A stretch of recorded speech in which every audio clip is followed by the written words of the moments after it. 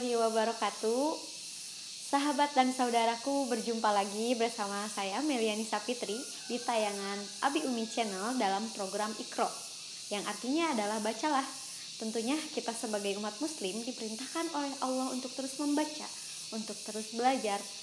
Alangkah ruginya kita sebagai umat muslim jika berhenti belajar, jika berhenti membaca. Sangatlah rugi. Dan alhamdulillah, sekarang di sini kita akan belajar bersama, sharing bersama. Dan saya sudah ditemani dengan Pak Ustadz Odang Fatullah. Assalamualaikum Pak Ustadz. Waalaikumsalam warahmatullahi wabarakatuh. Bagaimana kabarnya Pak Ustadz? Alhamdulillah, bi'amanillah. Semoga kita senantiasa selalu diberi kesehatan, diberi perlindungan oleh Allah Subhanahu wa Ta'ala, sehingga bisa berkumpul, bersilaturahmi, bersharing, belajar bersama lagi ya.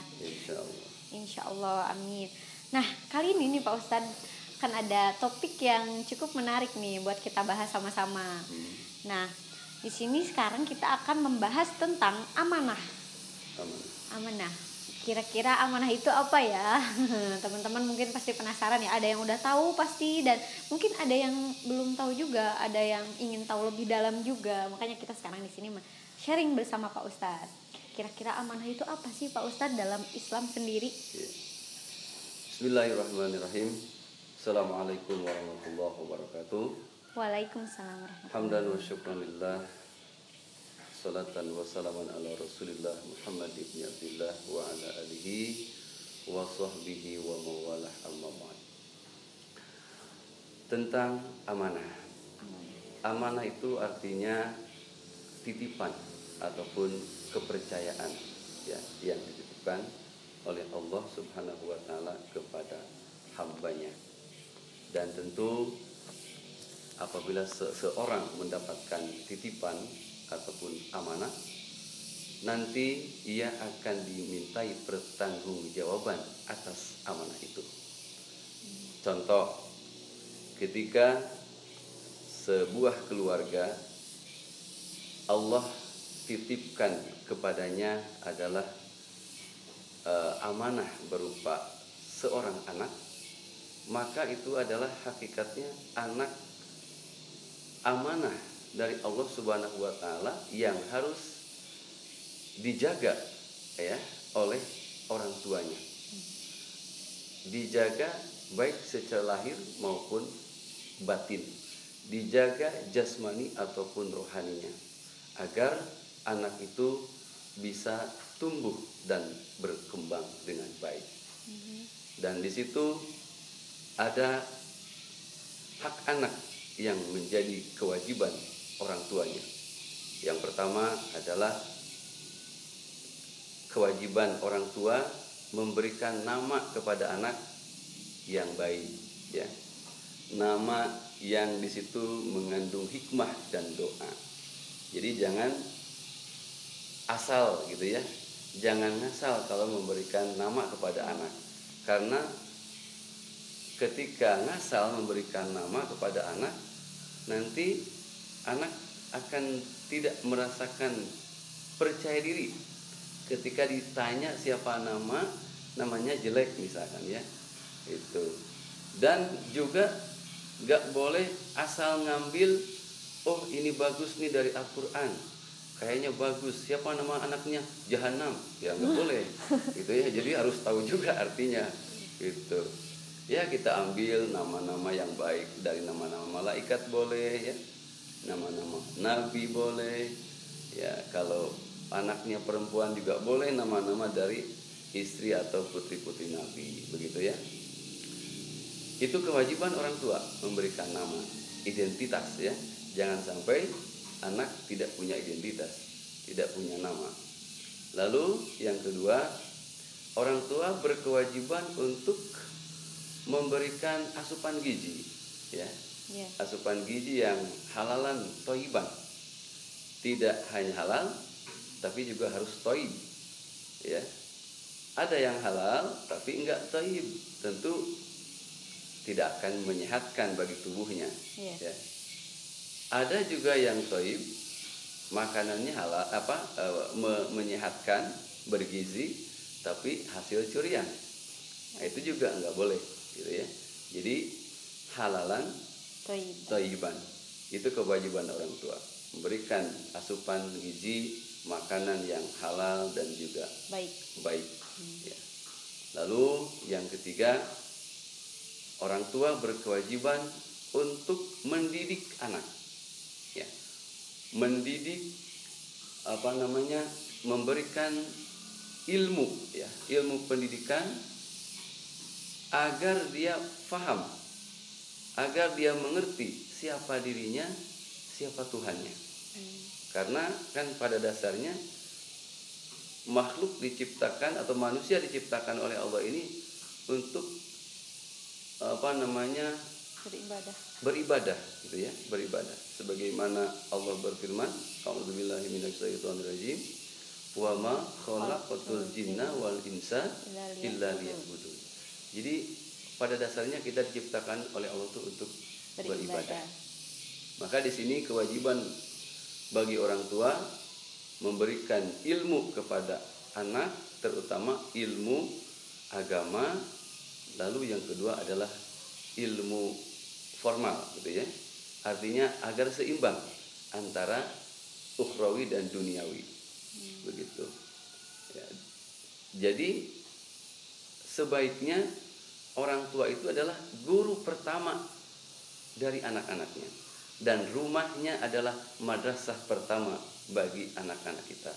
Sehingga mereka ketika di usia misalnya 5 tahun, 6 tahun masuk TK, dia tuh sudah mengenal lingkungan, sudah paham tentang tata cara kebaikan, bagaimana bertemu dengan orang lain, bisa mengucapkan assalamualaikum misalnya, bagaimana bertemu dengan orang lain bisa berjabat tangan misalnya.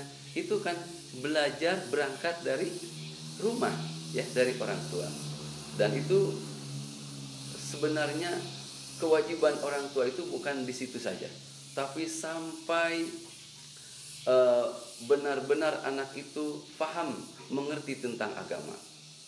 Akan tetapi orang tua kan tidak semua berilmu juga, tidak semua berwawasan juga, tidak semua punya waktu juga walaupun punya ilmu.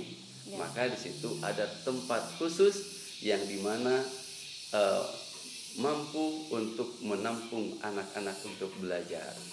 Ya, ada TK, ada madrasah misalnya, ada pesantren, ada sekolah dan lain sebagainya. Maka di situ karena orang tua terbatas ilmu, karena orang tua terbatas wawasan, waktu dan wawasan, wajib bagi orang tua hukumnya untuk memasrahkan anaknya kepada ahlinya, kepada lembaga pendidikan, agar anak-anak itu bisa tumbuh dewasa diiringi dengan ilmu pengetahuan, sehingga dia akan mampu menentukan jalan mana yang hak dan mana yang batil, mana yang harus dijalani dan mana yang harus dijauhi, begitu. Nah, ada lagi kewajiban orang tua selain tadi yang pertama, memberikan nama yang baik, asupan gizi yang halal thayyiban, memberikan pendidikan, juga adalah memberikan pakaian, ya, memberikan pakaian, layaknya pakaian yang harus dipakai seorang muslim atau muslimah, begitu. Jadi terutama untuk putrinya, begitu ya, ketika punya anak perempuan, maka harus dikenalkan sejak dini pakaian yang pantas untuk perempuan muslimah itu yang seperti apa. Jangan sampai ya terjadi ketika sekarang kita saksikan perempuan dewasa tetapi salah pakai baju adiknya mereka pakai, akhirnya ngetat gitu ya, kayak lepet gitu. Jangan sampai seperti itu. Atau bisa jadi sudah lanjut usia, sudah nenek-nenek, masih saja pakai kolor abahnya, kan itu nggak tepat, begitu ya. Nah itu kenapa? Mungkin karena dulu semenjak kecilnya kurang ilmu yang masuk ke dalam ruhnya, sehingga menyamakan ataupun menganggap bahwa hal itu tidak salah, menganggap bahwa hal itu adalah tidak berdosa. Padahal bagi perempuan itu, ya, jangankan memperlihatkan seluruh auratnya, memperlihatkan bagian kecilnya saja, contoh melihatkan bagian kepala, rambut saja gitu ya, itu sudah dihukumi berdosa. Nah tentunya kita sebagai orang tua tidak ingin anak kita kemana-mana membawa dosa. Iya Pak Ustadz, tadi kan anak itu adalah amanah ya. Betul. Dan mungkin tadi ada beberapa hak anak seperti diberikan nama, diberikan makanan yang baik, yang halal, kemudian diberikan ilmu, pengetahuan, pendidikan, agama, dan pendidikan formal juga. Kemudian tadi ada keharusan diberikan pakaian. Nah selain itu bagaimana cara memperlakukan anak gitu, akhlak kita terhadap anak gitu, seorang orang tua gitu kepada anaknya itu harus seperti apa gitu? Sebaiknya dilakukan sejak anak itu sudah mulai berada di alam rahim. Karena anak akan melihat dan akan merekam apa yang orang tuanya lakukan. Nah, jadi saya punya cerita, ada salah seorang dosen yang ingin membuktikan anaknya ketika diberi pelajaran sejak dia berada di alam rahim. Ceritanya, mengandunglah anak yang pertama, ibunya selama mengandung itu selalu tilawah Quran. Setiap waktu membaca Quran, menghindari pertengkaran-pertengkaran. Nah, singkat cerita, ketika ia lahir dan tumbuh besar, maka hikmahnya anak itu lebih kepada pendiam tapi fokus, ya, fokus sehingga daya tangkapnya bagus. Ketika diberikan hafalan itu tidak memakan waktu lama, dia sudah hafal, gitu. Lalu yang kedua, ya ceritanya dia istrinya ini, si ibunya ini hamil lagi yang kedua. Apa yang ia lakukan?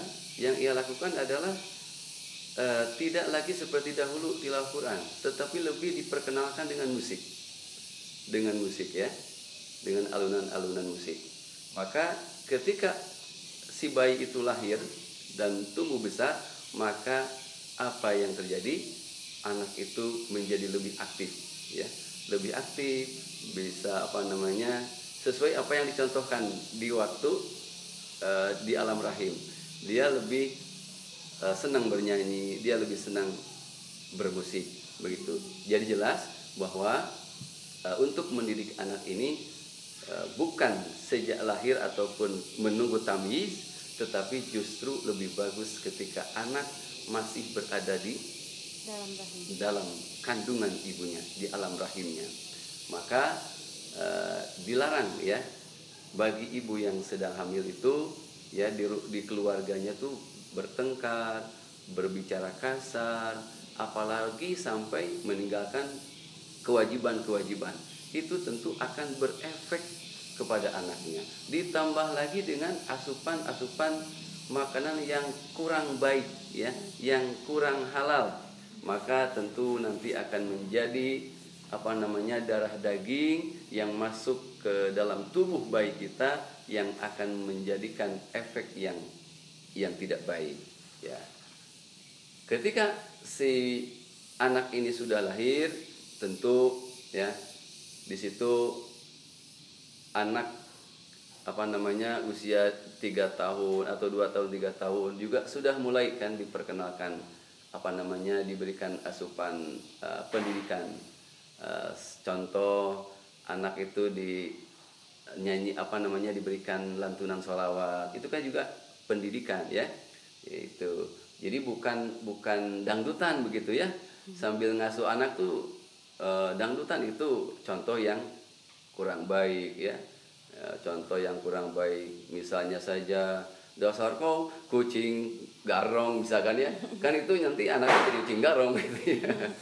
Jadi berilah lantunan-lantunan kalimah-kalimah thayyibah, entah itu sholawat, entah itu tilawah Quran. Oke, mungkin berarti memang harus diberikan pendidikan yang baik ya, walaupun itu dari syair, dari syiar yang baik, walaupun melalui syair.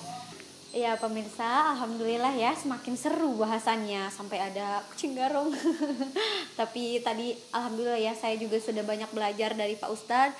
Jadi saya juga harus banyak mempersiapkan diri gitu, bahwasanya untuk menjadi seorang orang tua itu tidaklah mudah gitu. Kita harus mempersiapkan dengan maksimal, harus bisa memberikan ajaran-ajaran yang baik, pendidikan-pendidikan yang baik seperti halnya tadi gitu. Bahkan dari usia dalam masih dalam rahim gitu ya.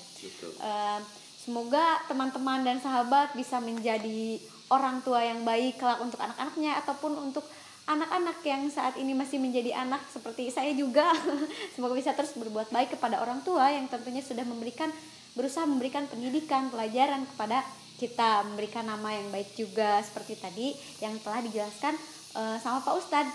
Oke pemirsa, karena memang waktunya juga terbatas, tapi tentunya bukan akhir dari sebuah pembelajaran, bukanlah akhir dari ikro gitu. Kita harus terus belajar, harus terus sama-sama menggali ilmu, jangan pernah bosan gitu ya.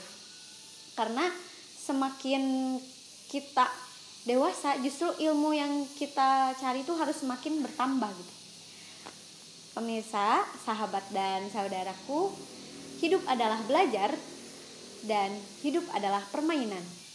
Dan dalam permainan kita sebagai umat Islam ada aturan. Dalam permainan umat Islam aturannya adalah Al-Quran dan Al-Hadis. Jadilah seseorang yang ikhlas menerima setiap apapun yang sudah seharusnya diterima. Kesalahan hanyalah dari manusia dan kesempurnaan hanyalah milik Allah Subhanahu wa taala. Terima kasih, saya Meliani Sapitri pamit undur diri. Assalamualaikum warahmatullahi wabarakatuh.